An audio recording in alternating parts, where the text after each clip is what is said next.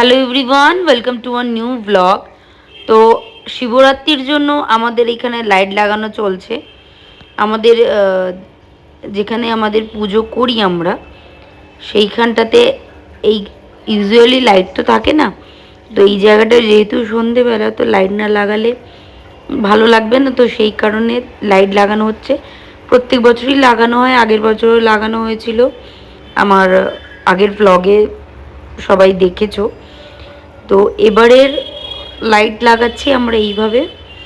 এখানটায় টুনি লাইট দেবো, দিয়ে আর একটা টিউব লাইট দিয়ে ডেকোরেশন করা হয়েছে। তো যথারীতি আমাদের পুজো কমপ্লিট। এই আমাদের শিব ঠাকুর এইখানে প্রতিষ্ঠিত, তো এইখানে আমরা পুজো করি প্রত্যেক বছরই, এই বছরও তাই। তো পুজো আমাদের কমপ্লিট হয়ে গেছে। এই সাজানোর পর, পুজো টুজো হওয়ার পরে তোমরা বলো কেমন লাগছে। এইখানটা দেখো, এই আমাদের সাজানো কমপ্লিট। তোমাদের লাইটটাও লাগানো হয়েছে, সেটাও তোমাদের দেখাই চলো। দু একটা জায়গায় দেখছি লাইটগুলো অনেক দিনের, তো দু একটা জায়গায় একটু লাইটটা কম হয়ে, যেমন এই সাইডটা ঠিক আছে, কিন্তু আর একটা রিং মনে হচ্ছে না যেন জ্বলছে না। আর পেছন দিকটা একটা টিউব লাইট দেওয়া হয়েছে, যার জন্য এখানটা পুরো আলোয় আলো হয়ে আছে। ভীষণই সুন্দর দেখতে লাগছিল জায়গাটা।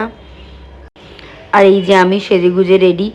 আমি অ্যাকচুয়ালি আমার শাড়ির লাইভ ছিল, প্লাস আমার শাড়ির ভিডিও করার ছিল, তো সেই কারণেই সেজেছিলাম।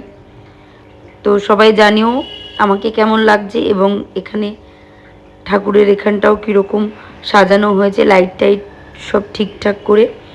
জানিও ভিডিওটা কেমন লাগলো। দেখা হবে পরের ভিডিওতে। টাটা।